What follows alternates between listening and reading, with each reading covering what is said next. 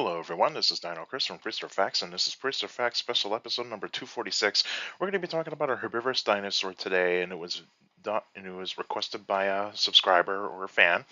And so the dinosaur that we'll be talking about today is Iani smithi. And so here is a artist rendition of what Iani smithi probably look like. And so yeah, that's what it possibly looked like. Some information about Iani smithi. The name Iani it means Ionis. It's a type of god. If I remember correctly, I think it's a Greek god, but I can't remember what type of god this god really is. But anyway, length is 10 feet or 3 meters. Height is 3 feet or zero point 0.9 meters. Weight is 100 pounds. It lived 99.5 million years ago in the late Cretaceous period, so right in the beginning of the late Cretaceous period. And fossils are found in Utah, in the United States, and it was described by Zano in 2023. So this dinosaur is pretty much 2 years old when it comes to description. And Lindsay Zano, a very well-known paleontologist, had described this dinosaur. And so here we actually have a map of the United States, and where I have highlighted in red right here is the state of Utah. And so where you can see the red outline here, that is the state of Utah. And so that's where the fossils of Iani have been found. And here's a size chart of Iani compared to a domesticated dog, like say a yellow lab. And so this dinosaur is considered to be a small dinosaur. It is not really a large dinosaur. If I stood right next to it, it would actually be nearly half my size. It would nearly be half my size.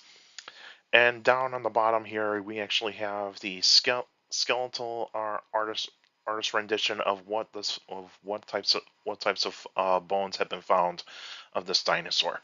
And so what we have highlighted in green is the fossils that have been found.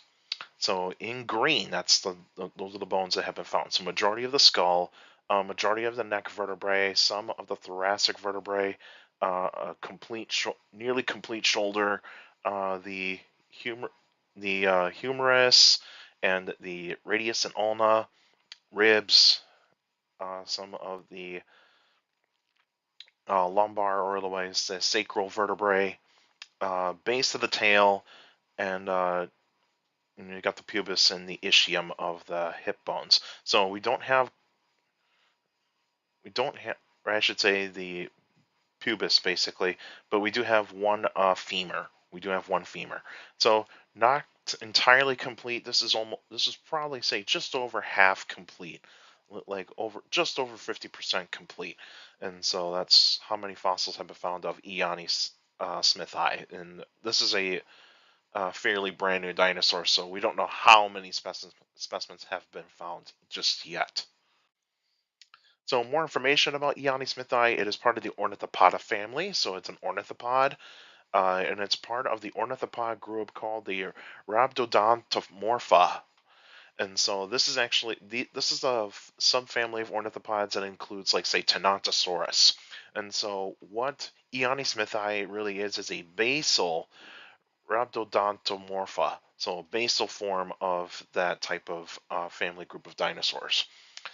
It would mostly be bipedal, like most of the Rhabdodontomorphas, so mostly bipedal because it has short, somewhat short forelimbs. And it actually has a short skull with small leaf-shaped teeth, and of course it's a herbivore. When you have leaf-shaped teeth, that means you're more likely going to be eating plants. And so that's what Iani smithi is. It's a herbivorous dinosaur. The environment in which it lived in would have been warm and semi-arid. There would have been some wet and dry seasons, of course, and there would be plenty of trees, ferns, cycads, and even early flowers. No grass, because during the time of the dinosaurs, grass did not exist. There would have been plenty of other lakes, rivers, and ponds. The Western Interior Seaways in its beginning stages at that point in time, 99.5 million years ago. And there would have been other types of other types of creatures around, like say insects, amphibians, reptiles, mammals, pterosaurs, and other non-avian dinosaurs. Uh, I can't recall if there were any avian dinosaurs or birds that were found in in the Cedar Mountain Formation, because that's where Iani smithi fossils have been found in the Cedar Mountain Formation. Iani smithi will definitely have predators, mainly dromaeosaurs. Dromaeosaurs would have been more likely the top predators uh, for Iani smithi, and then we have early tyrannosaurs. So some like these tyrannosaurs would have been more likely small to medium sized, not really large at all, and so they would have been around at that point in time too. The extinction of Iani smithi was mostly due to climate change.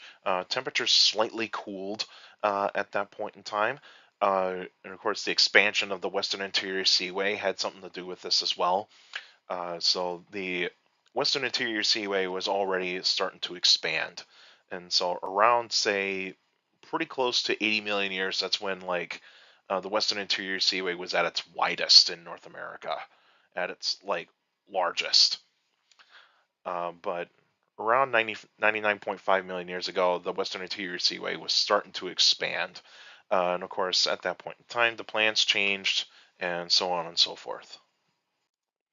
And so here's a map of the late Cretaceous period of 100 million years ago. That's just the best image I could find, but this is pretty close.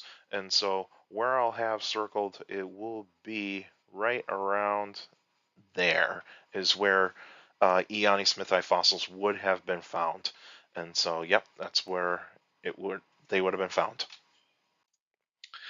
And the next episode will be on July 10th, 2025, and that'll be a Q&A episode. So if you got any questions about dinosaurs and other prehistoric life, you can email me at dinochrist71@gmail.com, or just go on my Facebook page, Prehistoric Facts with Dino Chris. Like the page, you have to put your questions in the comment section. Please put your questions in the comment section. Don't put them on Messenger. Messengers are private conversations, so please put your questions in the comment section on any Facebook post.